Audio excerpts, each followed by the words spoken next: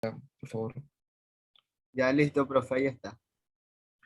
Dejemos claro para ya fines de grabación que al día del examen, presentación de un vídeo sobre psicología social y antropología respecto a cómo ha influido o cómo ha influenciado o impactado eh, la pandemia en las relaciones sociales, grupales de las diferentes comunidades, barrios donde ustedes habitan, cómo han cambiado las conductas sociales, digámoslo así. ¿Ha aflorado más la solidaridad o hay más egoísmo? ¿Qué tan empática está la gente? ¿La violencia social ha disminuido, ha aumentado?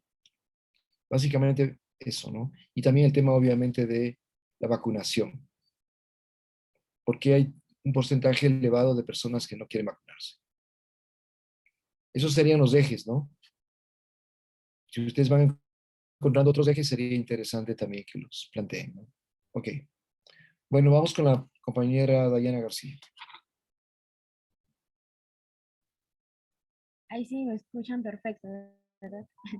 Sí, Bueno, se le como escucha. continuaba. El lenguaje es el medio de comunicación, herramienta que se encuentra extremadamente desarrollada y considerada que el origen es una incógnita. También el lenguaje es un sistema de códigos con la ayuda de los cuales se designan los objetos en el mundo exterior, acciones, cualidades y relaciones entre los mismos. Tenemos la relación con la enculturación. A ver, cuando mencionamos lenguaje, se refiere a la esencia humana. En ese concepto define o más bien se determina que el lenguaje más bien se originó miles de años antes de la escritura, más bien tratándose de un proceso de raíces fisiológicas y también psíquicas. También donde el hombre deriva de manera amplio a una complejidad que el lenguaje se lo consideraba como un sistema asociado con ideas, sonidos, gestos que cada sociedad poseía sin excepción alguna. Con respecto a aquello también surge el lenguaje de distintas maneras. O sea, hay varias hipótesis de que el lenguaje surge mediante los Homos erectus. Bueno, ¿quiénes son los Homos erectus?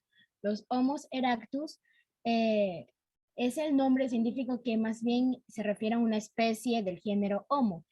Bueno, pertenece a los peldaños evolutivos previos de la humanidad. Esto más bien de reconocer como los Homo sapiens, que han ido evolucionando hace millones de años.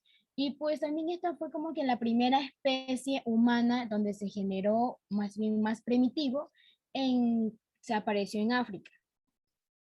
Ya, en eso también tenemos la enculturación, como lo acabo de mencionar, se refiere más bien a la incorporación, también lo que es el aprendizaje, las normas, las creencias, las costumbres, las tradiciones. La siguiente diapositiva.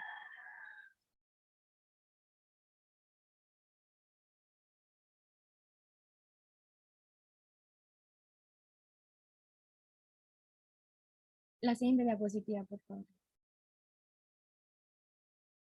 Ya. Tenemos varios autores que argumentan lo que es el lenguaje. Incluso aquí hay antropólogos que emiten su opinión sobre el lenguaje, sobre el origen del lenguaje. Tenemos a Pavlidek en 1997.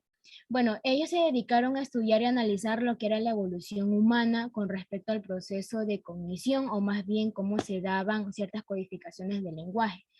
El lenguaje es un sistema de comunicación biológico, sí. Es decir, estos autores más bien se especializaban a través del lenguaje mediante signos lingüísticos que se describían con ciertas concepciones, más bien relevantes a ciertos conocimientos, como por ejemplo los símbolos, se podría decir. Tenemos a Vygotsky en 1987. Ya sabemos que fue un psicólogo destacado en el estudio de la historia-cultura, también enfocado en lo que es la psicología y lo sociocultural. En esto más bien plantea que el lenguaje incluye bastante en lo que es la cultura, en lo que son las conductas que surgen en los procesos y percepciones por el cual percibían o sentir o actuaban permitiendo un lenguaje. Tenemos a Micton en 1996. Consideraba que el lenguaje era un sistema de señas. ¿Quién fue? Bueno, Xavier Micton fue, o más bien se dedicó en determinar que el lenguaje venía relacionado con la comunicación, que daba mediante respuesta a lo que observaba. Lleva más bien una conclusión de que el lenguaje surge de manera, o sea, se expresaba mediante la evolución humana, que surge más bien mediante el entorno. Tenemos a Harry Gerson en 1973, que es la evolución del cerebro en el mundo humano y animal. Esto también concluye lo que es la antropología lingüística, que más adelante lo voy a hablar sobre ello. La siguiente diapositiva. Tenemos lo que es la antropología lingüística. Estudia la diversidad de las lenguas, constituye una relación que existe entre la evolución del lenguaje y la evolución del hombre.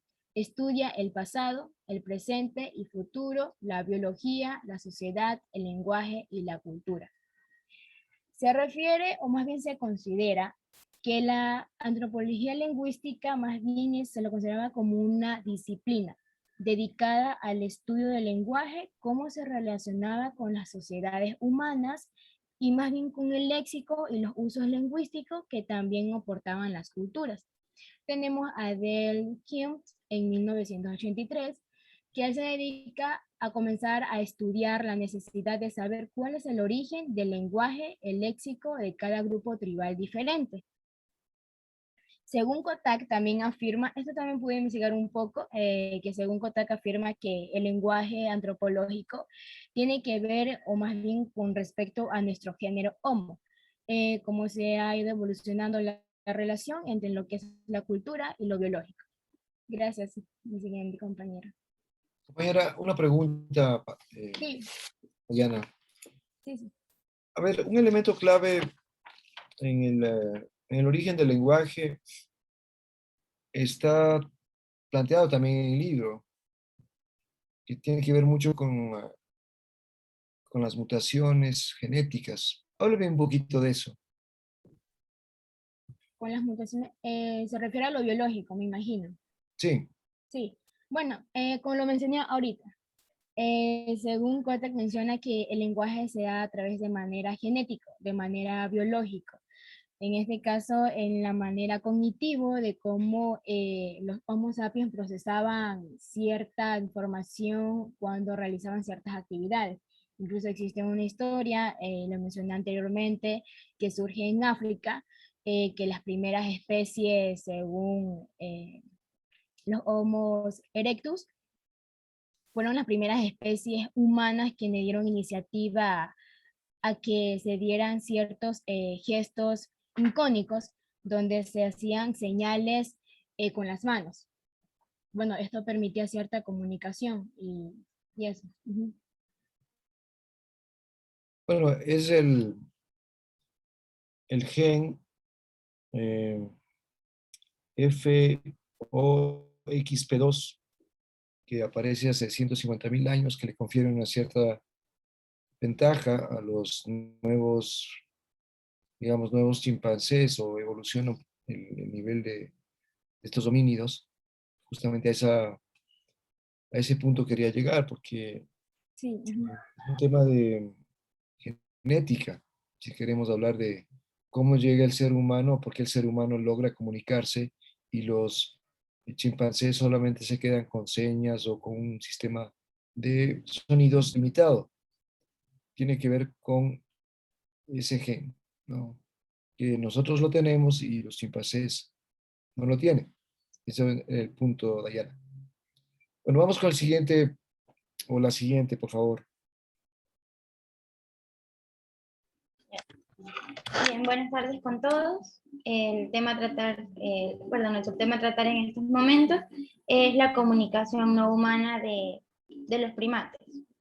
Bueno, ya lo ha mencionado el docente y las investigaciones que se han realizado prácticamente, donde se menciona que el lenguaje no es fácil y la comunicación tampoco. En el mundo existen solo los seres humanos quienes son capaces de poder procesar la información, de aprender de una u otra manera, para de esta manera también pues, empezar a socializar y a realizar las distintas actividades que se presentan. Se dice que, o sea, bueno, no se dice, está confirmado, ¿no? De que los primates se comunican a través de un sistema de llamadas o de sonidos. Estos sistemas de llamadas o sonidos los van a emitir cuando se encuentren ante un peligro, o sea, los van a emitir porque están expuestos ante un peligro o porque sienten necesidad de alimento o bien porque encuentran alimento, es decir, por una razón en específica.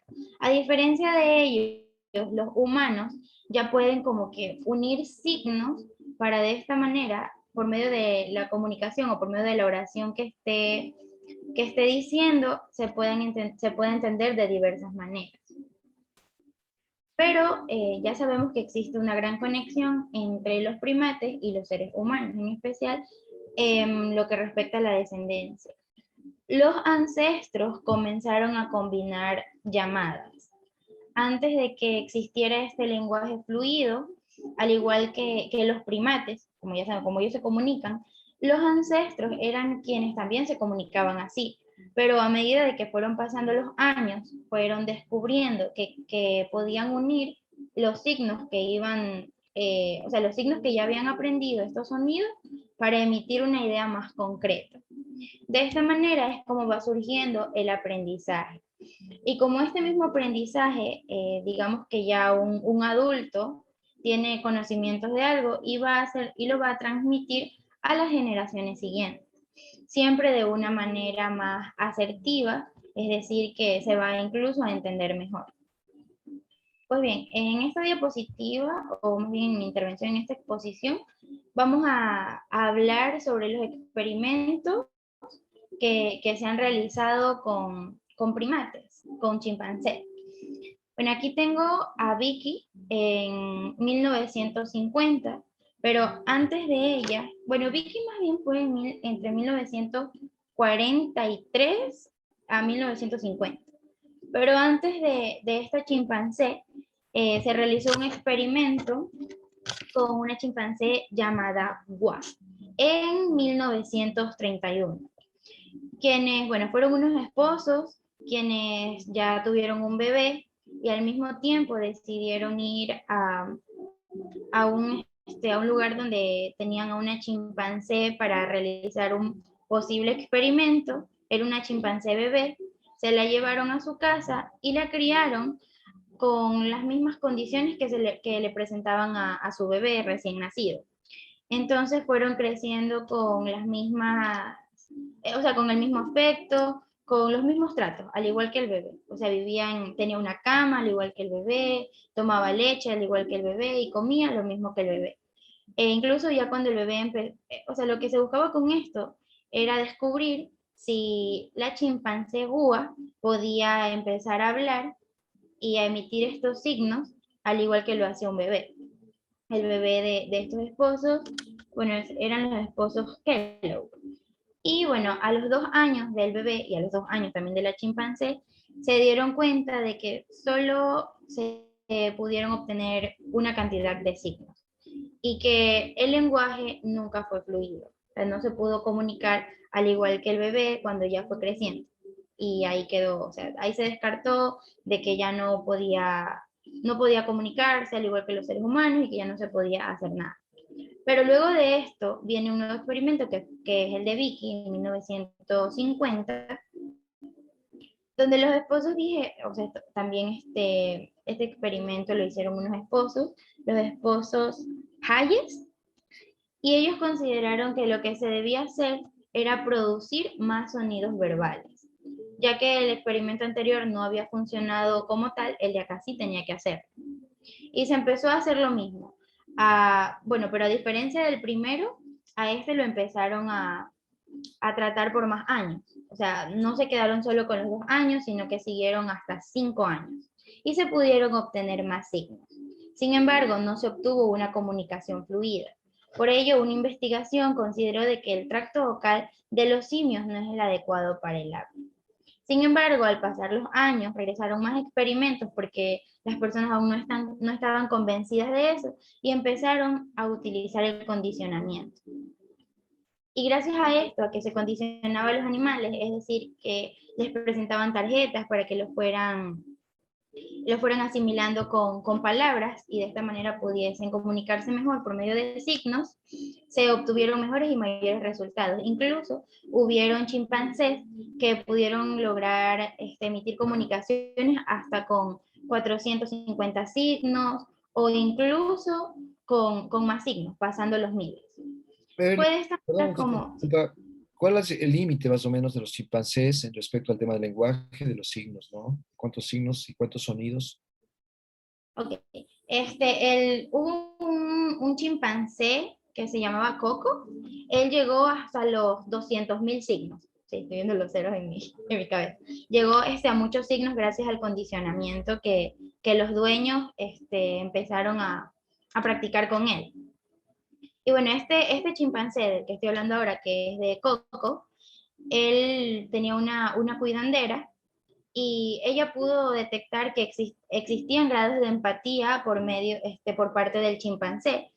Recuerdo que en lo que leí decían que el chimpancé la mordió y cuando la mordió ella le enseñó su cicatriz, o sea, bueno, no la cicatriz, le enseñó su herida y el chimpancé en base a lo que había aprendido dijo, sangre, soy malo o es malo. Entonces la cuidandera le preguntó que por qué lo mordió, por qué la mordió. Y él le dijo, perdón, él porque era hombre, le dijo que porque estaba enojado, o sea, pero le dijo estar enojado, o sea, no le dijo estoy enojado, sino que le dijo estar enojado. Y la cuidandera le preguntó por qué estar enojada y el chimpancé respondió que no sabía. Entonces, lo importante que se puede rescatar aquí es que hubieron muchos signos en la comunicación que él podía, es como este límite de experimentar con los chimpancés, ya no se los podía devolver a la selva, puesto que existía ese miedo de que el chimpancé que ya había aprendido a comunicarse por medio de signos pudiese enseñarlo a los demás chimpancés, y esto pues iba a crear una gran controversia en la sociedad. Bueno, actualmente ya no se hacen experimentos con los primates, solo existe una ley, que es la ley de la salud, si mal no recuerdo, dice que solo se pueden realizar los experimentos con los primates en caso de que no exista otra alternativa. Por lo que ya está como que detectado de que está comprobado de que existe una gran relación entre los humanos y los primates. También ya sabemos que es el tracto vocal, el cual es diferente a los humanos y por eso no pueden comunicarse al igual que nosotros o desarrollar este lenguaje al igual que nosotros. Y también las capacidades las capacidades cerebrales, las conexiones cerebrales que nosotros tenemos, no los tienen los primates. Entonces se quedó ahí, esto nos da a entender de que al igual que nosotros, tanto los primates como otros animales tienen grandes capacidades para comunicarse entre ellos y también pueden vivir en un ambiente junto con nosotros. Pero me creo que, Evelyn, habría que revisar ese dato respecto a 200.000 signos y Sí, sonidos. ya lo voy a buscar el documento para mostrarles. Porque lo que entiendo yo son 1.000. Porque prácticamente 200.000 y estaríamos hablando de un lenguaje humano, ¿no? Y entiendo que no pasan de 1.000 sonidos o signos. Ya, voy a buscar ahora el documento. En caso de que me haya equivocado, al final de la exposición lo recalco. Ok, vamos con algo más, Evelyn. No, eso es todo. Ok, Evelyn Parra. Vamos con otro compañero, compañera. Bueno, a mí me corresponde hablar acerca del lenguaje de signos, que está relacionado con el tema de Evelyn. Bueno, se me pone la cámara porque tuve problemas con el internet, entonces desde el celular, por si acaso. Bueno, Experimentos más recientes demuestran que los simios también pueden aprender un lenguaje verdadero, es decir, un lenguaje no verbal. Muchos simios han aprendido a conversar con la gente a través de distintos medios al habla. Uno de ellos es el lenguaje de signos americano, también conocido por sus siglas como ASL, que se usa ampliamente por los estadounidenses que padecen trastornos auditivos. Por lo general, el ACL suele emplear un número limitado de unidades gestuales básicas, que son equivalentes a sonidos en el lenguaje hablado. Dichas unidades se suelen combinar para formar palabras y unidades de significados más amplios. El primer chimpancé en aprender el lenguaje de signos norteamericanos fue el chimpancé Washer, nuestro pronunciación Washer, una hembra que murió en el año del 2007 a la edad de 42 años, capturada en África Occidental por los científicos Ashley Garner y Beatrice Garner, quienes adoptaron a Washer cuando tenía tan solo 1 año de edad. El caso de Washer revolucionó la discusión sobre las habilidades de aprendizaje en los simios. Revolucionó las habilidades que tienen los simios para aprender un lenguaje. Al principio, este chimpancé, llamado Washer, vivía en un remolque y no escuchaba el lenguaje hablado. Los investigadores siempre usaron el lenguaje de señas, o de signos en este caso, para comunicarse entre ellos en su presencia. Washer logró adquirir un lenguaje de 100 signos que, bueno, en este caso, como los investigadores eran de habla inglesa, pues aprendió a aprender signos de este lenguaje, en este caso en inglés. A los 2 años de edad, Washer comenzó a combinar hasta 5 signos en oraciones rudimentarias como tú, yo, fuera, rápido. El segundo chimpancé en aprender este tipo de lenguaje fue la chimpancé Lucy, 1 año más joven que Washer. Después de adquirir este tipo de lenguaje, tanto Washer como Lucy lograron mostrar rasgos humanos tales como que insultaban, bromeaban, decían mentiras y trataban de enseñar el lenguaje a otros, es decir, a otros chimpancés.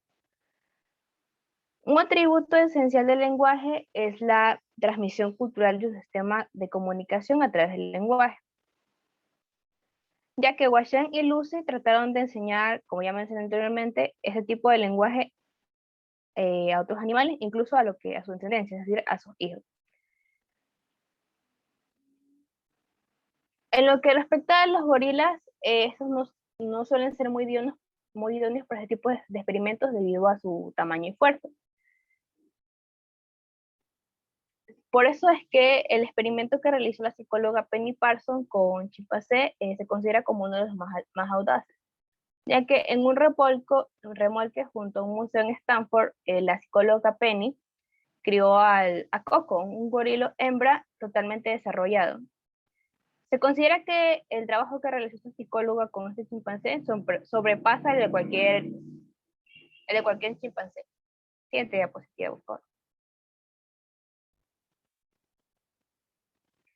Tanto Coco como los demás chimpancés muestran que los simios comparten otra característica del lenguaje humano, que es la productividad.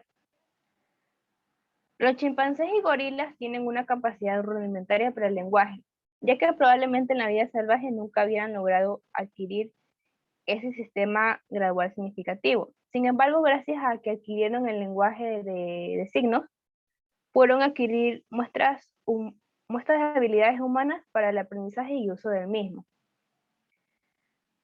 Es un hecho que el lenguaje que usan los simios es producto de la interacción y enseñanza de ser humano, ya que los experimentos que se mencionaron no sugieren que los simios pueden inventar un lenguaje. Esto también se demuestra en los seres humanos. Sin embargo, simios jóvenes aprendieron fundamentalmente el lenguaje gestal y mostraron que lo pueden emplear de manera productiva y creativa, aunque no con la sofisticación que presenta el lenguaje humano. Tanto los simios como los humanos pueden enseñar un lenguaje a sus semejantes. Los simios también demostraron desplazamiento lingüístico ausente en los sistemas de llamada, que fue el que explicó la compañera Evelyn. aquel que es un ingrediente clave en el lenguaje. Por lo general, cada llamada está ligada a un estímulo ambiental como el alimento. Por lo general, en el sistema de llamadas, estos suelen tener un estímulo presente, un desplazamiento significativo que los humanos pueden hablar acerca de cosas que no están presentes. Los humanos no tienen que ver los objetos, o sea, no tienen que ver un objeto para saber qué es, para meter, en este caso, palabras. Por ejemplo, si nosotros vemos que es un florero, no es necesario decir a la otra persona que es un florero porque ya se sobreentiende. O sea, no es necesario utilizar un lenguaje verbal, sino que más bien sería un lenguaje simbólico. Las conversaciones humanas no suelen estar limitadas por el lugar y el espacio, ya que el ser humano puede distinguir entre el pasado y el futuro, compartir experiencias con otros y beneficiarse de las propias. Ante estos experimentos, algunos académicos dudan de las capacidades lingüísticas que se han logrado obtener tanto de los chimpancés como con los gorilas. En este caso, algunos afirman que Coco y los demás chimpancés no son comparables a animales de circo entrenados y realmente no tienen ninguna habilidad científica. Sin embargo, en defensa de los experimentos que se han hecho, el científico Herbert Terrence, cuya experiencia enseñando el lenguaje de signos a otros chimpancés, dice que este carece de la continuidad y el involucramiento personal que contribuyeron tanto al éxito de Parson con Coco.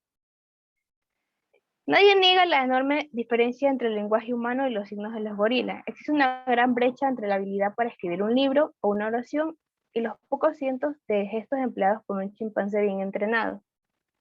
O sea que es un hecho que el lenguaje hablado por un ser humano no se va a comparar con el de un animal, ya que como nosotros sabemos, tenemos mayores habilidades de comunicación y lingüística. Sin embargo, como ya se mencionaron en los experimentos, sí, los simios sí pueden hablar y parecerse un poco al que emplea el ser humano, sin embargo no va a estar tan desarrollado como el nuestro. Ya que por obvias razones, los simios al ser animales no escogen un lenguaje, a diferencia del ser humano. Siguiente diapositiva, por favor.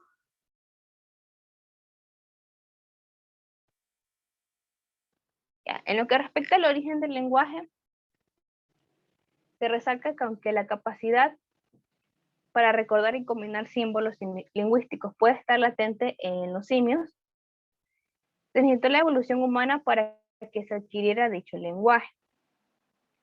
Un gen mutado conocido como FOXP2 ayuda a explicar por qué los humanos hablan y los chimpancés no. El papel clave de este gen mutante salió a la luz en un estudio que se realizó en una familia británica, identificada solo como K, cuya mitad de los miembros tenían un hereditario y severo déficit del habla. La misma forma variante del gen mutante, conocido como FOXP2, que se encuentra en los chimpancés, causa este mismo trastorno, que se estudió a la familia británica. Esta familia que poseía este gen no podía realizar los movimientos finos característicos de la lengua y labios necesarios por una habla clara. Y su lenguaje solía ser poco entendible, incluso para otros miembros de la familia K. Los chimpancés poseen la misma secuencia genética que los miembros de la familia K, con el déficit del habla. Al realizar una comparación entre los genomas del chimpancé y del ser humano, parece que hay una forma compatible de este gen se apareció en los seres humanos hace unos 150.000 millones de años, es decir, cuando el ser humano recién estaba latente o en su auge de evolución. Esta mutación confirió ventajas selectivas a las habilidades lingüísticas y culturales. Siguiente diapositiva. Parece que el lenguaje ofreció una importante ventaja adaptativa para la especie del Homo sapiens, es decir, para nosotros. El lenguaje permite obtener información que almacena una sociedad humana y que éste supere por mucho a cualquier otro grupo no humano, es decir, a las especies animales. Es un hecho que el lenguaje se caracteriza como un vínculo excepcional efectivo para lograr un aprendizaje. puesto que los humanos pueden hablar de cosas que nunca han experimentado, pueden anticipar respuestas ante ciertos estímulos. La adaptación puede ocurrir más rápido en el Homo sapiens que en otros primates, porque sus medios adaptativos son más flexibles.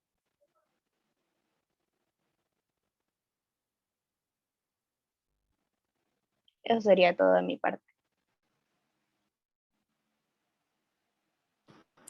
Bueno, yo les voy a hablar sobre Doménica. comunicación. ¿Mande? No, decía Doménica, gracias. Vamos con la Ok. compañera Daniela. Ya, ok. Yo les voy a hablar sobre la comunicación no verbal, que es un proceso de comunicación mediante el cual se transmite un mensaje por medio de gestos, signos o indicios. Los indicios son señales que permiten deducir un mensaje. Este se lo considera un proceso de comunicación inconsciente y ayuda a mejorar la comunicación verbal, es decir, es el complemento. Se considera que en el mensaje que se quiere transmitir en la comunicación verbal, el 35% es de palabras y el 65% es de signos no lingüísticos. Las funciones que cumplen son definir nuestra identidad, ya que sabemos que la identidad es el conjunto de rasgos. Demuestra el grado o la capacidad que tenemos de relacionarnos, es decir, tiene cierta parte de sociabilidad.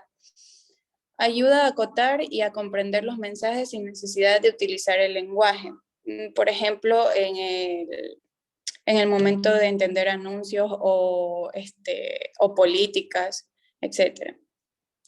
Transmite emociones y sentimientos e influye en los demás y en nosotros mismos. Siguiente diapositiva.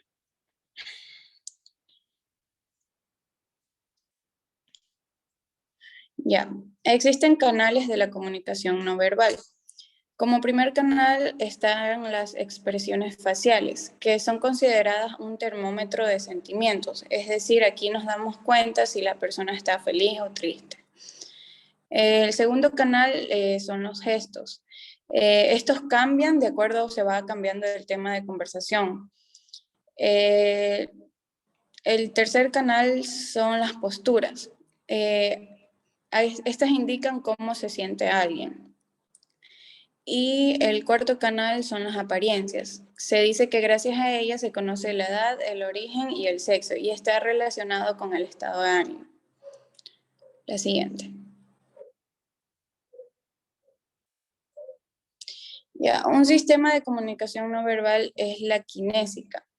La kinésica es la que estudia el significado expresivo, apelativo o comunicativo de los movimientos corporales y de los gestos aprendidos o somatogénicos, no orales de percepción visual, auditiva o táctil, solos o en relación con la estructura lingüística y paralingüística y con la situación comunicativa.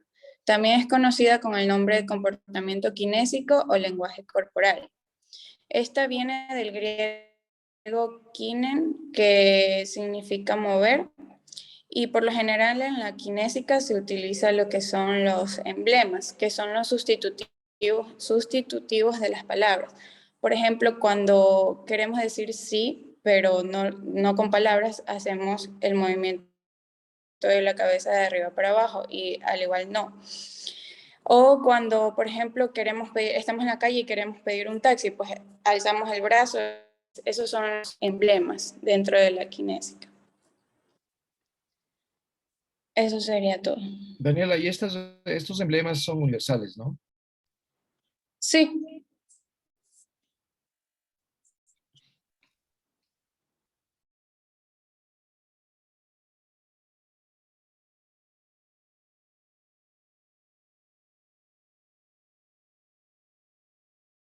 Vamos con la siguiente, por favor. El lenguaje humano es una herramienta bastante útil para la supervivencia, o sea, eso está claro. Y aunque cotidianamente nos parezca algo sencillo comunicarnos con los demás, el lenguaje en sí posee una estructura bastante compleja y su estudio científico involucra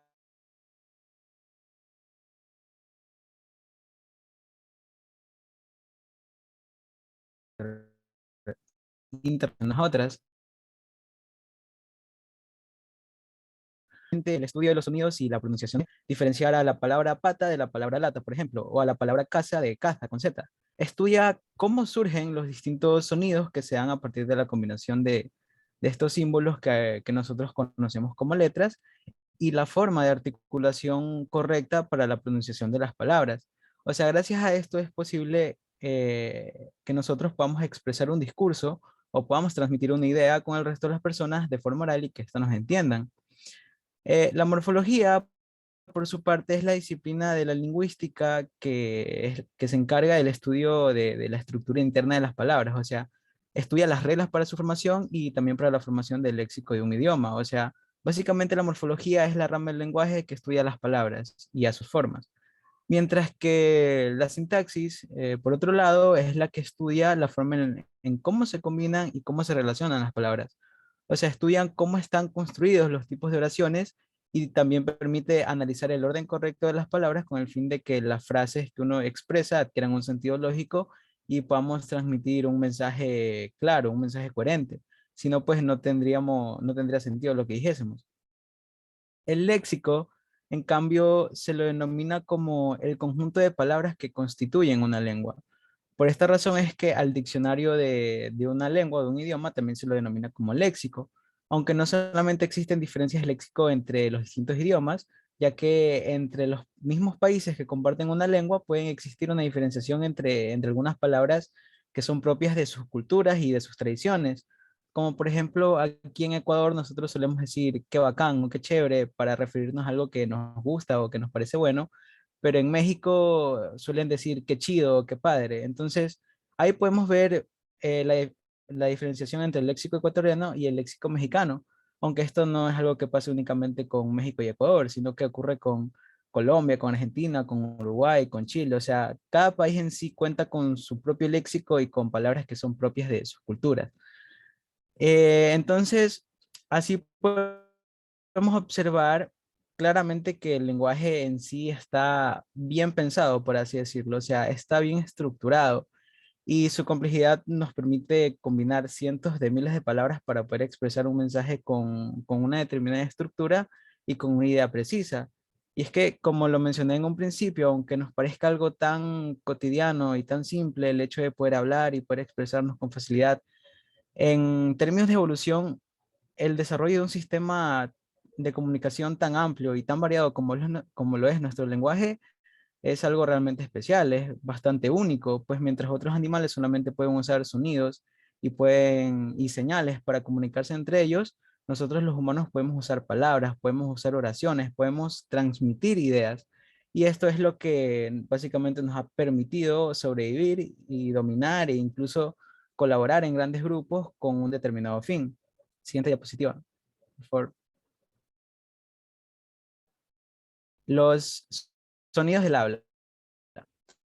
A través de las películas o de la televisión, o bien habiendo platicado con alguna persona extranjera, nosotros podemos darnos cuenta de que existe una gran diversidad de los acentos característicos de cada país o cada región. O sea, se sabe que alguien con un marcado acento francés no pronuncia la R de la misma forma que lo hace un estadounidense, así como a un japonés se le puede hacer difícil diferenciar entre la L y la R al momento de hablar. Por ejemplo, al momento de pronunciar palabras como brindar o blindar, en donde únicamente esa diferenciación entre la B y la L es lo que cambia el sentido total de la palabra.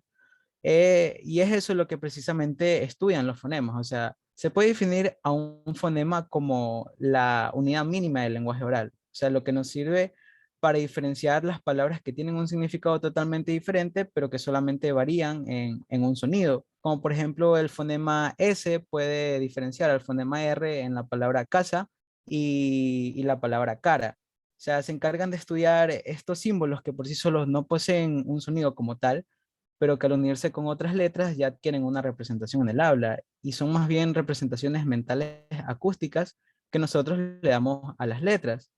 La fonética, por su parte, es la encargada de estudiar los sonidos del habla humana, pero ya de forma articulada. O sea, consiste fundamentalmente en estudiar los aspectos físicos del lenguaje verbal y los distintos modos en que éste puede articularse.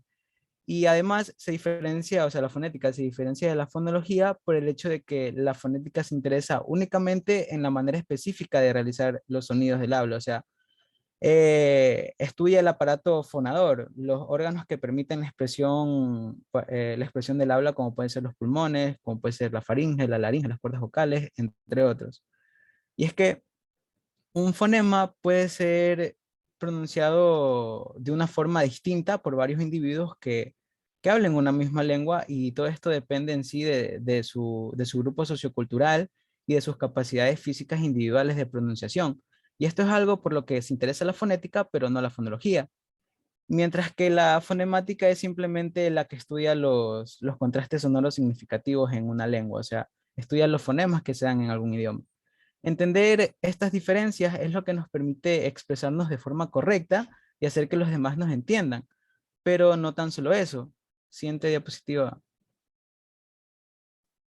Las diferentes formas en las que se puede pronunciar un mismo fonema es lo que permite que los hablantes nativos de alguna zona varíen su pronunciación en ciertos fonemas.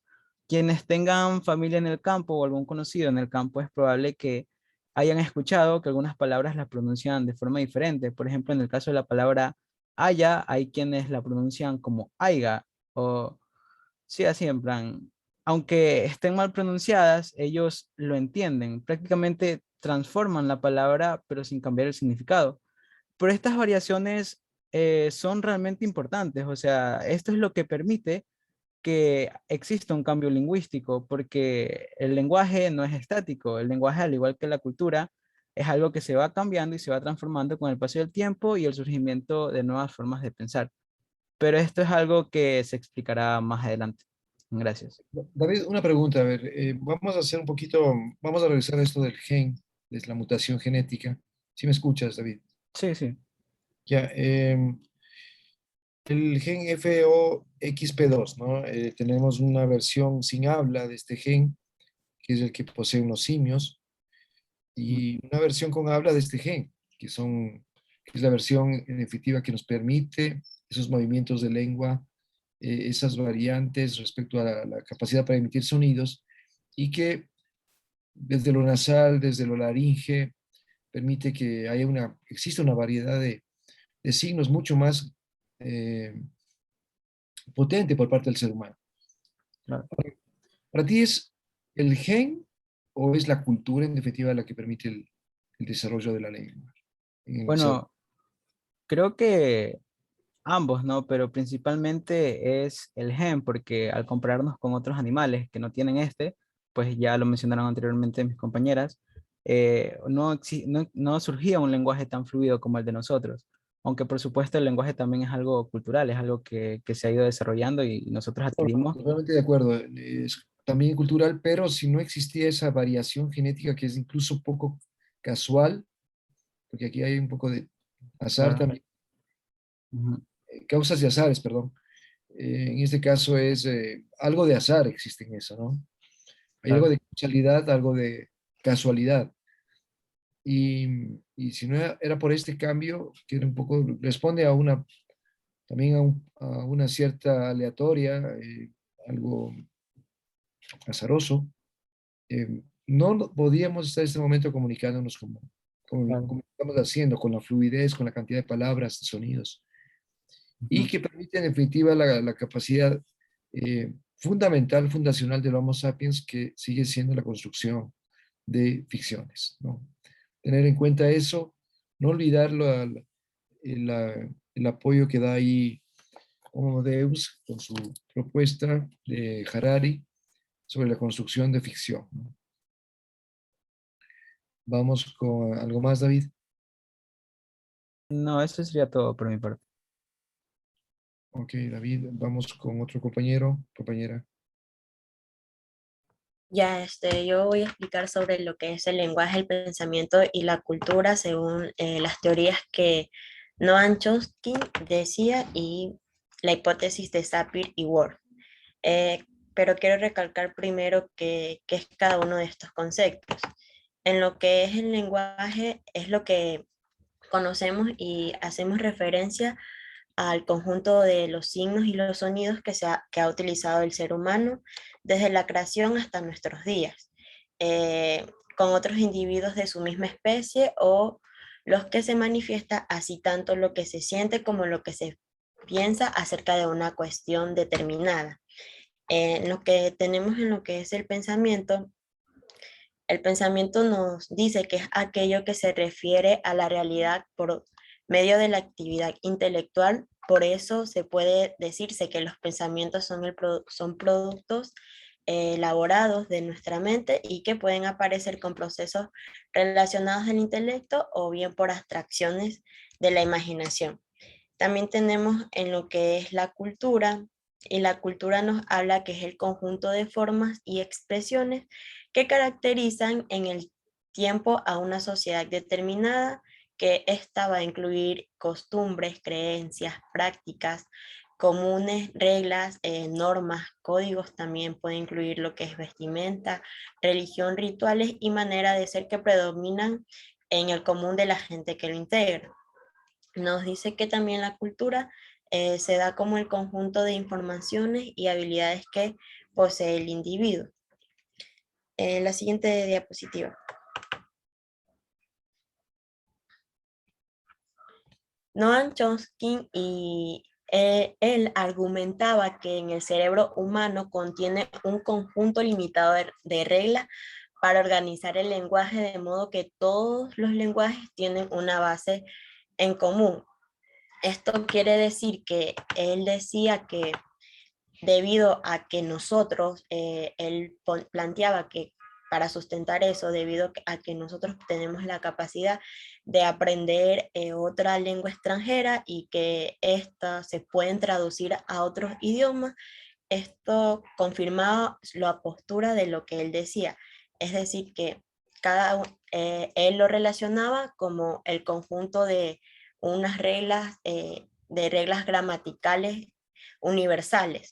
En esto él nos ponía de ejemplo el lenguaje criollo, ya que él explicaba que las culturas que eran de las lenguas francas se iban interrelacionando, es decir, que una lengua franca basada en el inglés y en una lengua de la cultura nativa se desarrollan, y esto asimismo iba haciendo que se adapte tanto la lengua franca como la nativa, y debido a que se podría traducir las palabras a otro idioma, él consideraba que nuestro pensamiento y lenguaje se daba en una gramática más universal. Pero en cambio, en la hipótesis de Sapir y Whorf, que es estos de aquí, ellos decían que la relación entre el idioma y el pensamiento son procesos lingüísticos totalmente diferentes. Es decir, que ellos creían que diferentes idiomas producen también diferentes formas de pensamiento. Es decir, que en esta hipótesis, tanto Sapir como Whorf, ellos afirmaban que las categorías gramaticales de los diferentes idiomas conducen a sus hablantes a pensar las cosas en formas particulares. Es decir, que la manera en que ellos creían que la manera en que las personas pensaban y creían sus cosas es en la manera en la que ellos actuaban o se iban a relacionar.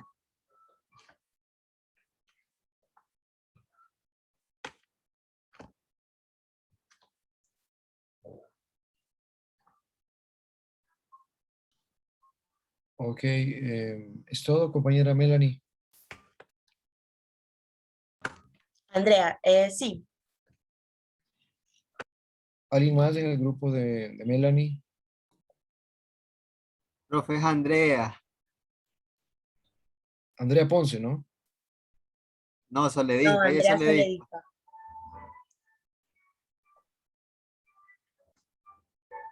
Sí, profesor, faltan 3 personas más. Perdón, 4 personas más. Sí, ahí sigue mi compañera Angie Castro, de ahí sigo yo, de ahí sigue mi compañero Ángel, creo, y mi compañero Jesús. Ya, Angie Castro este momento, ¿no? Sí. Bueno, buenas tardes con todos. Yo les voy a hablar sobre el vocabulario focal. Dice un léxico o vocabulario, aquí el léxico influye en la percepción. Los esquimales reconocen y piensan en diferentes tipos de nieve, a diferencia de las personas que hablan en inglés, que no lo hacen porque su idioma les proporciona solo una palabra para ello. De igual modo, los Nuer de Sudán poseen un elaborado vocabulario para describir al ganado. Eh, en este podría decir que los esquimales para, tienen muchas palabras para la nieve y los Nuer docenas para nombrar el ganado, ya sea o más bien debido a lo que es la historia, la economía o los ambientes en particular. Angie, y Eh, perdón que interrumpa. A ver, ubiquen también que en las tribus amazónicas, sobre todo los grupos no contactados, tienen como 1000 palabras, si es que no mal recuerdo, para designar el color verde.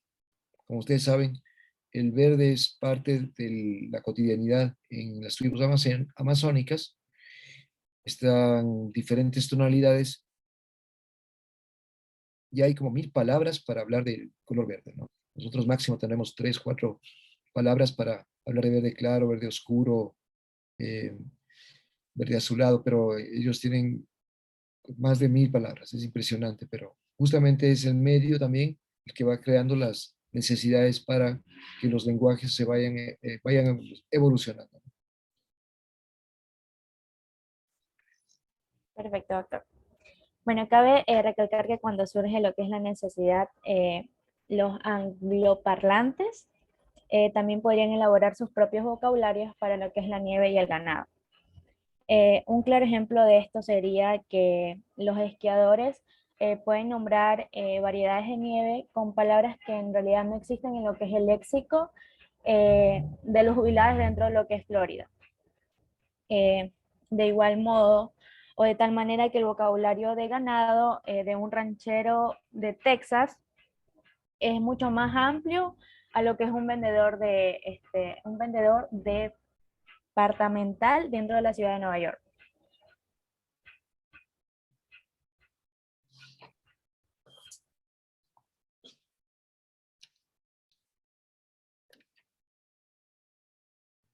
Muy bien, con la otra diapositiva, por favor.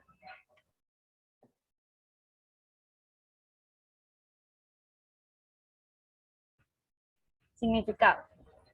Los antropólogos descubrieron que ciertos dominios lexicales y objetos de vocabulario evolucionaron en un orden determinado. Permítanme un ratito.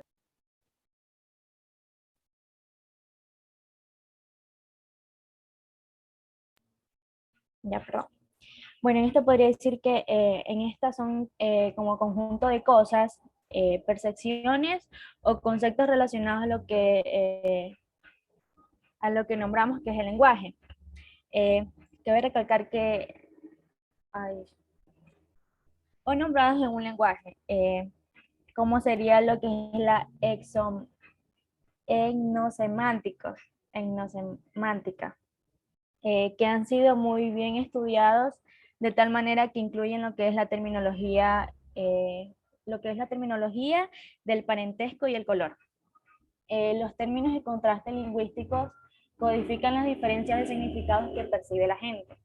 La etnosemántica estudia tales sistemas de clasificación en varios idiomas. Bueno, un claro ejemplo de esto sería... Uy, permíteme un...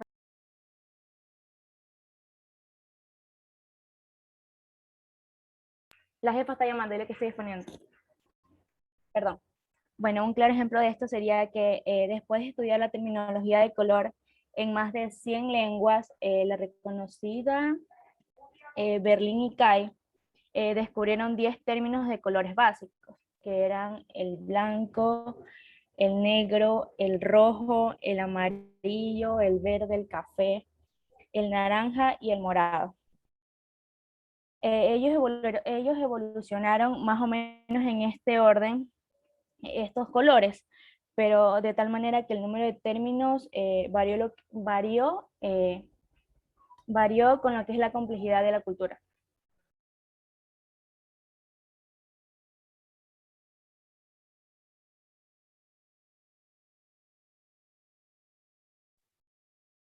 Buenas tardes, profesor y compañeros presentes. Yo les voy a hablar sobre lo que es la sociolingüística. Como bien tenemos entendido, la sociolingüística es una disciplina que se ocupa de las relaciones que tiene que ver entre el lenguaje y la sociedad como tal, porque se supone que estamos hablando de las diferentes lenguas que existen o que pueden haber en torno a una sociedad. Como tal, también es una rama de la lingüística que tiene una relación con lo que tiene que ver la sociología. Como podemos ver aquí, dice, ninguna lengua es un sistema uniforme en el que todos hablan igual. Pues bien, con esto aquí nos trata de decir de que por más que vivamos en un mismo país, no es decir que porque tengamos el mismo lenguaje todos van a hablar igual, porque no es así. Con respecto a lo que puso de ejemplo mi compañero anterior, que fue David Luzardo, él habló sobre las personas que viven en el campo que nos hablan de tal manera con el aiga, pero no es así, porque hay personas que también viven en la ciudad y yo también he escuchado, o también pueden escribir mal, o también otra palabra la pueden decir mal, y son personas que viven en la ciudad. Entonces, por más que vivamos en un mismo país, no todos vamos a tener el mismo lenguaje o nos vamos a expresar igual, porque no es así. El desempeño lingüístico, lo que la gente dice realmente es la preocupación de la sociolingüística. Es decir, que la sociolingüística es una preocupación por lo que tenemos que tener claro o conocer bien el lenguaje del cual vamos a tratar nosotros, para así no equivocarnos, o poder decodificar o desclasificar a una persona en sí porque habla de otra manera viviendo en un mismo país. Los sociolingüísticas se enfocan en las características que varían de manera sistémica con la posición y las situaciones sociales. Aquí también tienen que ver lo que son las situaciones sociales porque, como le dije, todo depende de la cultura, de lo social, todo esto aquí va a influir en lo que tiene que ver el lenguaje. Como usted también le da un ejemplo a mi compañera Angie, hay personas de la Amazonía que, bueno, todavía creo que no se las conoce en sí a profundidad, pero tienen diferentes lenguas que aún no salen. En cambio nosotros, solo en el color verde, como usted dijo, verde oscuro, verde claro, verde limón, son lenguas que uno conoce. Ellos conocen otro tipo de lengua porque en sí es un sistema, ellos tienen otra cultura, se podría decir, y una situación social diferente a la que nosotros tenemos, un ejemplo, en la ciudad o en el campo. Siguiente diapositiva, por favor. Diversidad lingüística. ¿A qué se llama diversidad lingüística? Es a la existencia de distintas lenguas que se denomina a la diversidad lingüística. Aquí, como un ejemplo de la variación lingüística, se encuentra en todas las naciones. Consideremos a Estados Unidos contemporáneo. ¿Por qué vamos a considerar a Estados Unidos contemporáneo? Porque la diversidad étnica, se revela por los hechos de que millones de estadounidenses no es que aprenden en sí el inglés como primera base fundamental de su lengua, sino que el español lo aprenden a veces como su base primordial en lo que tiene que ver el lenguaje. Y la mayoría de dichas personas eventualmente se vuelven bilingües porque adoptan el inglés como segunda lengua, pero no solo a veces hay personas de Estados Unidos que se quedan con ese lenguaje, sino que aparte de eso, se orientan por otros lenguajes porque ellos al nacer estudian lo que es el español y luego el inglés. O también personas que viven, un ejemplo, aquí en Ecuador y se van allá. Aquí, por lo general, casi todos hablan español. Mejor dicho, todos hablan español, pero puede que nomás del 10% de ecuatorianos no sepa hablar casi a la perfección el inglés. Y personas que no sepa hablar en inglés y se va a Estados Unidos, tiene que sí o sí aprender a hablar inglés, por lo que ya se lo estaría considerando como una persona bilingüe, porque ya trata más de un nivel lingüístico del habla, como también puede aprender otro, como es el alemán, entre otros. Valorar la diversidad de este capítulo se enfoca en India, una nación multilingüe que fue colonizada. Solo alrededor de un 10% de lo que tiene que ver con la población de la India, ellos hablan inglés, por lo que se lo denomina como el idioma colonial. En lo que tiene que ver con valorar la diversidad, esto se ve como incluso dichos agroparlantes valoran la posibilidad de lo que tiene que ver aquí el leer o encontrar contenido en lo que tiene que ver el internet, porque también ahorita con la tecnología es muy factible hallarle significado a muchas cosas. en lo que tiene que ver con su lengua regional.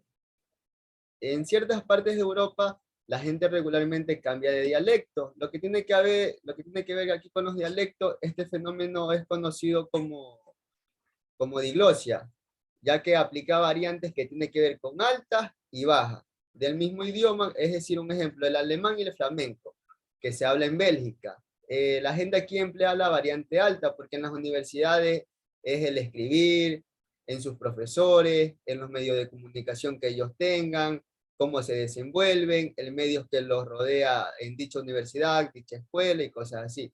Y la variante baja para conversaciones ordinarias que tiene que ver aquí con los miembros de la familia, amigos o un círculo social que ellos tengan con lo que tiene que ver su comunidad o parroquia, cantón o donde ellos vivan también. Eso es todo, gracias. ¿Tiene alguna pregunta, profe? Joel, usted mencionó algo respecto al tema de la palabra haya. Me Sí. menciona usted en su colectivo, en su barrio, esta palabra no, hay personas que sí la pronuncian bien. Podría un poco, Sí, profe, mire, con el ejemplo que yo le puse fue que, no sé si usted se acuerda que mi compañero David Luzardo, él le planteó ese ejemplo, pero con las personas nomás del campo. Pero sin embargo, no sé si usted se ha fijado que aquí también en la ciudad la pronuncian, porque no solo es porque yo, un ejemplo, viva en el campo, significa que vaya a pronunciar esa palabra así como uno la describe. Porque, bueno, yo vivo en una parroquia, hay gente que pronuncia el laiga, hay otras que las pronuncian el haya, otras que no pronuncian bien ciertas palabras como son la R, y no significa que todos la vayamos a pronunciar así como ellos lo pronuncian, porque un ejemplo, digamos, en la misma parroquia. Es lo mismo que pasa con las personas del campo. Por ser del campo no significa que ellos tengan menos conocimiento lingüístico que nosotros, porque creo que hay personas del campo que estudian o así sea que no estudian, saben hablar mejor que nosotros. Tengo entendido eso de allí. Y por eso también leí el ejemplo del ejemplo que usted le puso a mi compañera Angie sobre la palabra verde. sí, es que Color verde. son diferentes lenguas. Bueno, como le dije también, podemos vivir aquí mismo en Ecuador, pero sin embargo no es porque aquí vivamos en Ecuador, todas las personas vayan a hablar de la misma manera que nosotros hablamos.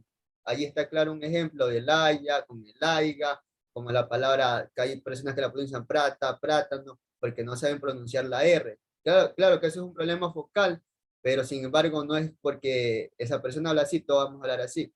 Eso, profe. Ok, Joel, vamos con el siguiente compañero de su grupo. ¿Cuál es? Ángel, si no me equivoco. Yo, Ah, no, la Bejarano. compañera mal. Bejarano. Lengua y estatus. Ya, ¿Tu con apellido cuál es? frecuencia. ¿Cómo? ¿Su apellido cuál es? Bejarano. Bejarano. Sí, Mari, ¿no? sí. Ok, Mari. Ya. Con frecuencia los términos honoríficos lo usan la gente para honrar sus nombres. Tales términos se pueden transmitir o implicar una diferencia de estatus entre el hablante y la persona a quien se refiere. Por ejemplo, el buen doctor. Y aunque los estadounidenses tienden a ser menos formales que otras nacionalidades, el inglés estadounidense todavía tiene sus honoríficos que incluyen términos como Mr., Mrs., presidente, honorables, y con frecuencia dichos términos se unen a nombres como el doctor Wilson, el presidente Obama, pero algunos de ellos pueden usarse para dirigirse a alguien sin usar su nombre, o sea, no le ponen el DR. Ya. Y los británicos tienen un conjunto más desarrollado de honoríficos que corresponden a distinciones de rangos con base en base a la nobleza. Por ejemplo, el Lord Lady.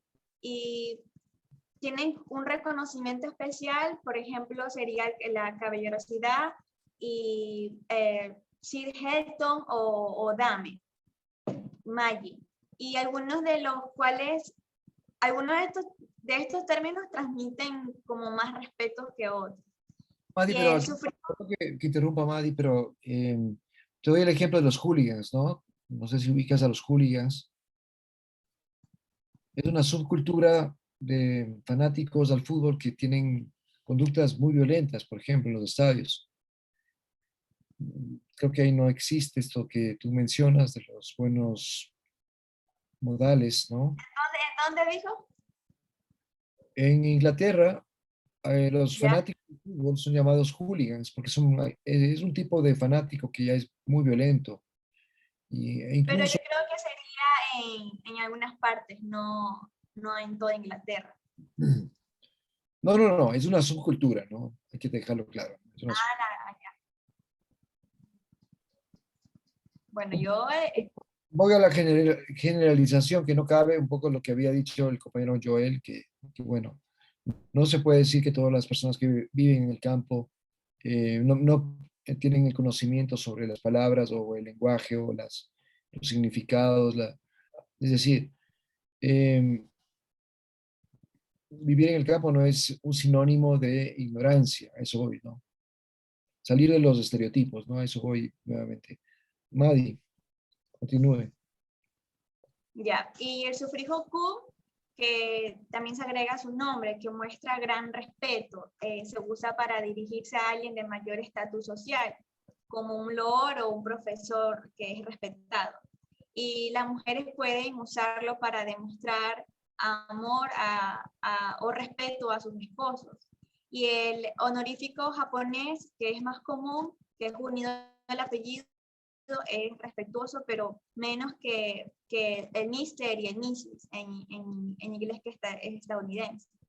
Y otros términos japoneses honoríficos no necesariamente honran a la persona a la que uno se dirige. El término kun, por ejemplo, transmite una familiaridad que cuando uno habla con un amigo, tal uso lo une el nombre con este término. Y el término kun se usa también con personas más jóvenes o de rango inferior. Un jefe puede usar este término con los empleados, especialmente con las mujeres. Aquí las palabras honoríficas se invierten un poco como chica o chico en inglés para dirigirse a alguien que perciba con un estatus inferior. Y los habitantes de japonés usan el término muy amistoso y familiar, con alguien de la misma edad o más bien con una persona joven, incluyendo amigos cercanos o descendientes y niños. Siguiente diapositiva. Es importante eso lo que dice Madi. Claro que también un poco se aplica, por ejemplo, al dialecto, en definitiva. Los dialectos son formas de hablar un mismo idioma. O sea, por ejemplo, hablamos del castellano. Por ejemplo, el lunfardo. No sé si han escuchado el término lunfardo.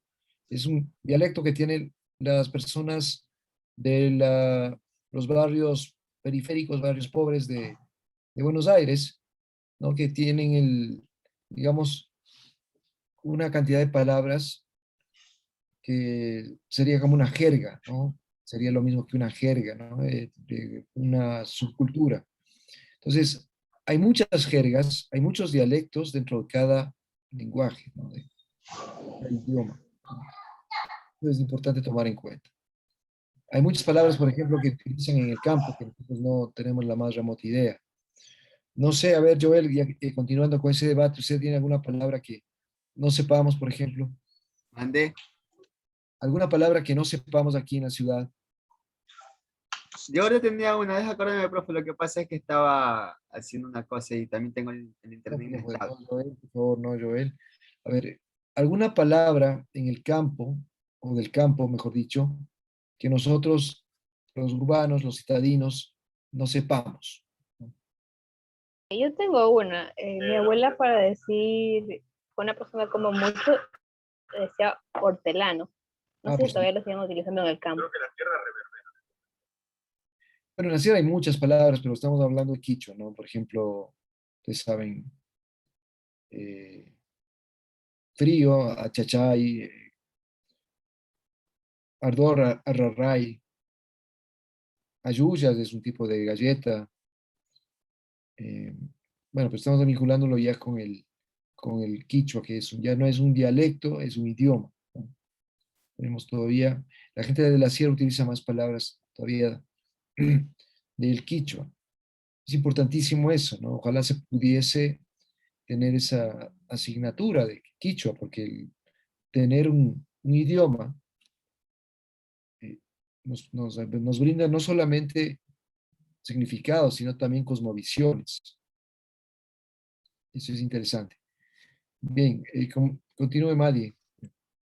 Ya están los términos de parentesco, que también pueden asociarse con un rango y familiaridad en diversos grados. Por ejemplo, está papi, padre. En papi es un término de parentesco más familiar y menos formal que padre, pero todavía muestra, bueno, padre para mí muestra un poco más de respeto que papi. Sin embargo, creo que aquí todos decimos papi en lugar de padre. Y al tener un rango superior al de los padres, al tener un rango superior al de los hijos, los padres rutinariamente usan los nombres de sus hijos con apodos o nombres de bebé en lugar de dirigirse a ellos como hijo o hija. Y los términos estadounidenses como bro, man, here, y en algunos contextos parecen similares a los honoríficos, familiares también en japoneses. Y bueno, los estadounidenses... ¿Y tú con tus amigas, cómo te tratas? ¿Cómo se tratan? Hola, Yunta, hola, hola, compa, no sé cuál es el término que utilizan. Eso no se dice, profe. No, aquí es que no nos tratamos así como que, no sé, o sea, al menos con las personas que tengo bastante confianza, no sé, no puedo decirlo. ¿Por qué no? No se preocupe, Madi, es para un poco ir ampliando este tema, justamente. A ver, cuando son amigas que no converso así bastante, nomás, no sé. Bueno, cuando son compañeras. Y amiga, no sé. Ya, pero tenemos también una cantidad de palabras, ¿no? Por ejemplo, los mexicanos dicen carnal cuando es muy amigo. Es que yo creo que más bien los hombres se tratan así. Como bro, carnal, como usted dijo. Mi bro. Profe, las mujeres nomás se tratan así como que mija, ñaña, mami, por aquí. Yo a mis amigas les digo raza. ¿Cómo O le ras- dice? Raza. Rastro. Por ejemplo, Raza. yo he visto en el grupo de WhatsApp cuando publican en estado, en este grupo, en este curso, que se tienen escrito allá como, en vez de poner Madi, por ejemplo, pone tóxica. O no sé, se pone nombres así. Yo creo que se tratan así como tóxica, entonces no sé. Ah, sí, profe, hay algunas que se tratan de dopamina, serotonina, pero allá pregúntale qué es eso. Unos le dicen serotonina, otros les dicen melatonina, Dopamina. dopamina. Sí, Ya, profe. interesante. No, así tenemos que hablar con un poquito más de fluidez, porque estos términos, aunque no lo crean, cada palabra refleja también una cierta cosmovisión. Eso hay que tener en cuenta. Por ejemplo, insisto con el quichua, ahí no hay una diferenciación muy clara entre pasado, presente, futuro, ¿no? Los tiempos, ¿no? Los tiempos verbales. Bueno, continúe, Madi. Ya, eso es todo. Ok, ¿cómo más el grupo de Madi? Sí, profe, mi compañero Ángel y Jesús, allí culminamos. Hay que Ahí saber, ¿no? sigo yo, profe. Jesús Zambrano y También, sí. Ya yo le voy a hablar acerca de la estratificación, profesor. Jesús, Eh, la cámara, por favor. pero yo tengo un problema de internet, pero voy a hacer el intento. Si se me corta mucho, ahí la apago. Ok. Ya, profe. La estratificación. El habla se usa y evalúa en el contexto de fuerzas lingüísticas. Puede ser sociales, políticas y económicas. En lo que respecta al libro, más se basó en lo que era en que un estadounidense común evalúa el habla de los grupos dependiendo el estatus. Por ejemplo, los estatus bajos los de estatus bajo lo califican de manera negativa, como que de manera inculta. Esto no se debe a quizás a que esas formas de hablar sean malas por sí mismas, sino que porque se le asocia simbólicamente a un estatus menor. Tenemos la forma, se podría decir, una forma culta de hablar y una forma inculta. La forma culta está correspondida a eso a eso que se encuentra en, por ejemplo, las palabras que nos da la Real Academia de la Lengua Española. Palabras que contienen un significado mucho más puro, mucho más como que, ¿cómo se puede decir? Con mayor elegancia al momento, mayor propiedad, se podrá decir, al momento de hablar. En cambio, la forma inculta respecta a cuando hay una escasez de pronunciación de palabras o las construcciones sintácticas son incompletas. Entonces, más o menos a eso hace referencia. Uno de los pioneros en cuanto a esto de poder ver esto de la sociolingüística fue William Labov. Sí, centró un estudio al pronunciar la R detrás de los vocablos de las palabras en inglés como car, Ford, cat o Ford. Para conseguir estos datos acerca de la variación lingüística, se correlacionaba con la clase social.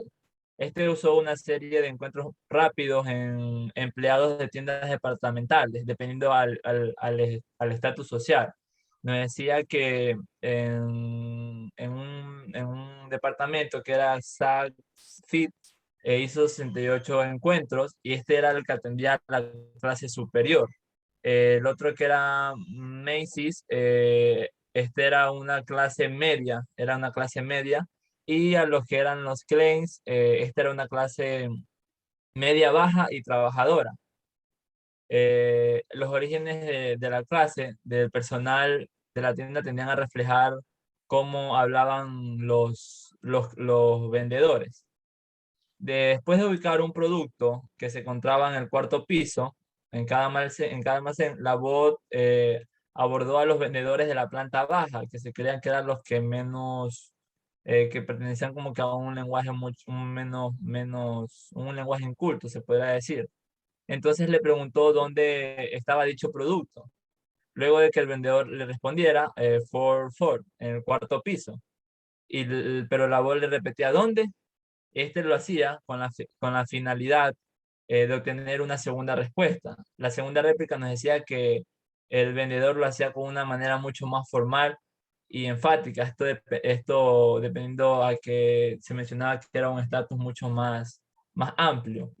Y en consiguiente se obtuvo los resultados que la mayor parte de las personas que pronuncian la R allá en los estadounidenses era los que poseían al estatus superior, que se le podría decir que se le da como que una clase más alta de prestigio. La siguiente diapositiva, profesor, por favor. Los hábitos del habla ayudan muchas veces a determinar el acceso al empleo y otros recursos materiales. Dependiendo de la forma en cómo tú te expresas o cómo tú hablas, te va a abrir la puerta muchas veces a poder conseguir una mayor empleo para determinadas situaciones. Y también hablamos aquí de lo que es un lenguaje decente, que se convirtió en un recurso estratégico y una ruta hacia la riqueza y el prestigio de poder. Este lenguaje lo utilizan mucho más sobre lo que son los presidentes, como para dar como que una mayor captación del mensaje que quiera dar hacia su pueblo, se podrá decir. La siguiente, por favor. El inglés afroamericano vernáculo. Este inglés vernáculo significa que es una lengua propia. Nos dice que el inglés afroamericano vernáculo es un dialecto con reglas propias habladas por los afroamericanos que llegaron a Estados Unidos, que combinaron el inglés estándar con un poco de lo cual ellos hablaban. El habla estigmatizada se vincula como antecedentes regionales de clases educativas, a veces se asocia con Jesús, este rato se nos está yendo la ¿Perdón? señal. Jesús, si se apague la cámara. ¿Se me escucha? Sí, profesor, que tenía problemas de internet. Sí le escucho, Jesús. Ya, Pero sí le estamos escuchando a él. Bueno, ya. El sí, inglés, como decía, el inglés afroamericano es como que una mezcla entre el inglés estándar y el inglés adoptado por los afroamericanos que llegaron a Estados Unidos. ¿Qué es lo que pasa aquí? Muchas veces en este inglés que ellos comenzaron a formar, ellos como que los contrastes fonológicos que habían entre el inglés afroamericano vernáculo y el inglés estándar con frecuencia tenían como que consecuencias gramaticales. Una de estas era la supresión de la cópula, que significa la ausencia de las formas del inglés estándar. La cópula es más o menos de que ellos quitaban el verbo ser, muchas veces en lo que hacía referencia a lo que era el inglés estándar. Cabe recalcar que el inglés afroamericano vernáculo borra la cúpula del inglés estándar y esa tiene contradicciones. Las reglas fonológicas del inglés afroamericano vernáculo dictan la eliminación de la R.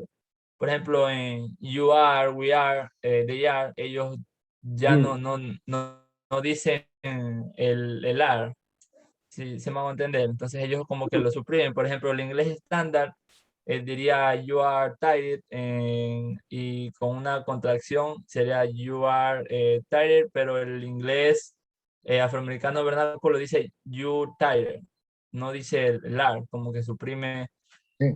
esa palabra. Porque esto corresponde a lo que son las reglas que ellos determinan dentro de su manera de hablar.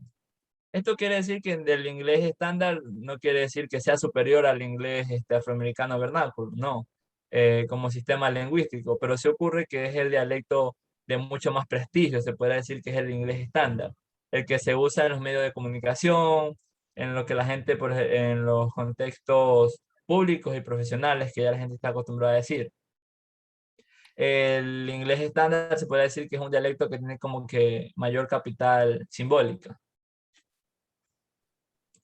A ver, Yo quería decir algo con lo que respectaban antes con los compañeros que hacían esto del AYA y el AIGA, profesor. Yo creo que eso también tiene que ver con un poco más de lo que es la educación, nivel de estatus en el que, si te encuentras en un nivel alto, bajo. Esto depende también del nivel de educación en que tú te desarrollas. Eso te va bueno, a sí. permitir hablar de una manera mucho más culta, de una manera un poco más inculta, ¿no? Bueno, la idea fundamental es que tenemos un idioma y existen reglas para este idioma, entonces obviamente Claro, lo que tenemos que hacer es hablar correctamente el castellano, ¿no? cómo se Ahora, sigue, claro, como dictan las normas. tenemos la posibilidad también de, o sea, de pensar que los idiomas están evolucionando y de que una cantidad de palabras que ahora, que antes no se utilizaban, se utilizan. Por ejemplo, la palabra mouse, o sea, qué sé yo. eh, bueno, hay cantidad de palabras nuevas, incluso esto con eso de la pandemia tenemos una cantidad de nuevas palabras que han surgido, la variante, el distanciamiento. Hay una palabra por día, creo que tenemos que aprendérnosla porque obviamente es una época donde existen nuevos términos para designar lo que está pasando. A ver, aquí hay una propuesta, bueno, más que propuesta, Pierre Bourdieu habla sobre la dominación simbólica respecto a las personas que no utilizan un dialecto de prestigio. Dice justamente que las personas que no utilizan ese dialecto de prestigio, por ejemplo, son hechas a un lado, ¿no? Es un poco, entra también eso de lo que decía Bourdieu, justamente lo que estamos hablando, ¿no?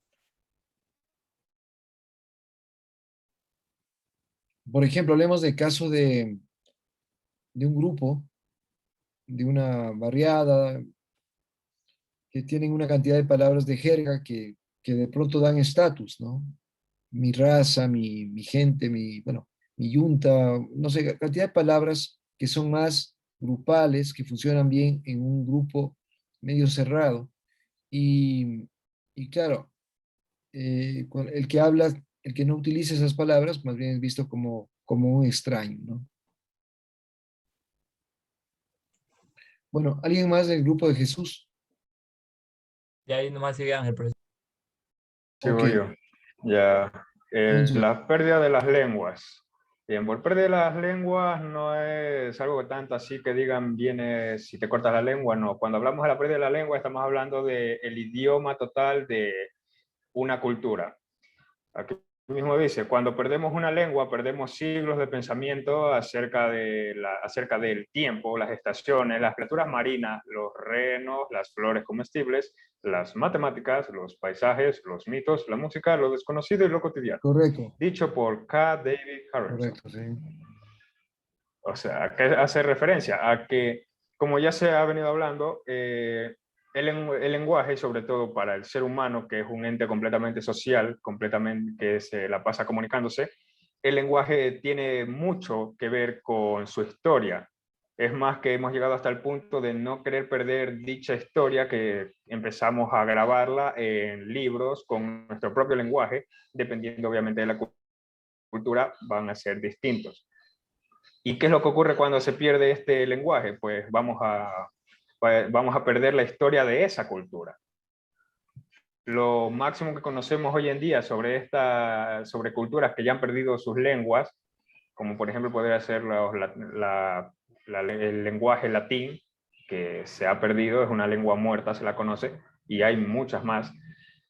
Se pierde el conocimiento de qué es lo que hacían y qué es lo que eran en esos tiempos. Sin embargo, en momentos históricos que podrían llamarse de esa manera, cosas importantes sí aún se las mantienen, o por ejemplo, en culturas cuya lengua ya no existen, aún se mantiene lo que viene siendo a qué dioses creían, cuáles eran algunos que hacían rituales, para qué o por qué. Sin embargo, si lo ponemos en este contexto, si a medida que las lenguas empiezan a unificarse debido a la conquista lingüística, se va a perder mucho conocimiento histórico. Y eso es lo que quiere decir K. David Harrison. Siguiente diapositiva. Aquí tenemos un poco también del contexto histórico, que nos dice que en los últimos 500 años la diversidad lingüística se ha reducido a la mitad. Es decir, que pero muchas lenguas han muerto, y la mayoría de lenguas que han muerto las hemos desconocido nosotros mismos, incluso en estos tiempos. ¿Por qué? Por este tema de colonización. Lo más común que se puede saber sobre lenguas que se han perdido a lo largo de los años se puede decir a través de la colonización. Nosotros hablamos español, sí, normal.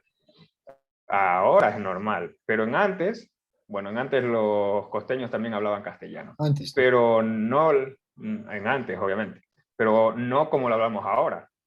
Incluso los serranos, los del oriente, cada región tiene una lengua distinta, una lengua que podría conocerse como aborigen, pero que hoy en día la gran mayoría de la región ecuatoriana, y solo hablando de un país, no estoy hablando de todo el continente, la gran región del Ecuador ha reducido su lengua al español y un poco del inglés debido a los turistas. Pero se ha reducido la lengua a una sola. Se ha dicho que más de la mitad de las 6.000 lenguas en el mundo están en peligro. Más de la mitad siguen en peligro. El 20% de las lenguas, esto significa, y que aproximadamente, una aproximación a futuro, de las 7.000 lenguas, un aproximado de las 7.000 lenguas existentes aún van a desaparecer en los próximos 500 años. Es decir, si ya hemos perdido la mitad de lenguas en 500 años, en los próximos 500 años se van a seguir perdiendo aún más. Correcto. Bueno, usted conocía que 476 millones de personas son indígenas y que justamente viven en 90 países. Y esto representa, en definitiva, 5.000 culturas. Esto lo dice Naciones Unidas, ojo. ¿eh? De estas 476 millones, ahí se ubican la mayoría de las 7.000 lenguas que tenemos en el mundo. Justamente lo que usted está diciendo. Pero obviamente son pueblos que están siendo ya prácticamente sentenciados a desaparecer, justamente Claro, porque algo que hay que acotar es que las lenguas que están muriendo son lenguas aborígenes, y próximamente nuestra lengua también podría ser considerada aborigen. Siguiente diapositiva, porque aquí ya esto con lo último, estos son más datos, lo que hablaba el profesor. Datos más actuales, entre actuales y un poco de estudios anteriores, que en Australia es donde hay 153 lenguas aborígenes que están en peligro de extinción. Y no por el hecho de que vengan conquistadores a imponer el catolicismo como hace 500 años, sino por el simple hecho del turismo. El turismo se ha convertido, si se pone en ese contexto, el turismo se ha convertido en el medio de conquista lingüístico en estos tiempos digitales. Sobre todo en las culturas aborígenes, las culturas que incluso si no se aplican como en los tiempos de antes, los grandes exterminios a quienes no creían en Dios, sí se buscan, si hay personas de religiones que buscan estas culturas aborígenes que están muy desligadas a la creencia más popular, que podría ser el catolicismo, el cristianismo, y buscan convertirlos, ya sea dándoles el conocimiento de nuestra cultura, incluyendo nuestra lengua. Y aquí es donde se van perdiendo esas lenguas. No estamos hablando de que van, a diferencia de ciertas personas, ciertos antropólogos que van a estudiar cómo funcionan sus culturas y sus lenguas, hay quienes van simplemente a cambiar esa mentalidad que existe. Y claro, se dice que hay 300... O sea, el tema un poco va por el lado de la famosa utilidad o el utilitarismo de cada lengua. Entonces, se habla, perdón, se trata de que los pueblos digan, no, ¿para qué te va a servir hablar, qué sé yo, Saraguro, si el idioma que vende es el castellano o vende mucho más el inglés, y para hacer turismo necesitamos saber inglés? Entonces, de a poco, estas lenguas aborígenes como que pierden utilidad a las nuevas generaciones. Lo que usted dice sobre el turismo es clave. En el Oriente ya hay generaciones de personas de algunas tribus que ya no tienen ningún interés por su cultura. Cada vez son más occidentalizados. Es impresionante ver eso, ¿no? Bien, Por ejemplo, bueno. 300 a las 900 lenguas indígenas de Estados Unidos están moribundas. Lo mismo con 40 lenguas aborígenes nativoamericanas en México, en Nuevo México, en Texas. Todas estas lenguas que están moribundas en estos tiempos son lenguas aborígenes que en sus tiempos ya no estaban moribundas. Incluso en estos tiempos, la lengua española es una de las más usadas, es la más expandida, pero la más comercializada es la lengua inglesa. No, Es con lo que más se hacen negocios, ¿no? A eso vamos, el punto, ¿no? Bueno, chicos, creo que ya nos pasamos del tiempo, entonces les agradezco mucho por su presencia. Gracias al grupo de Dayana, Evelyn, Doménica, Daniela, David, Andrea, Angie, Joel, Madi, Jesús y Ángel Salvatierra.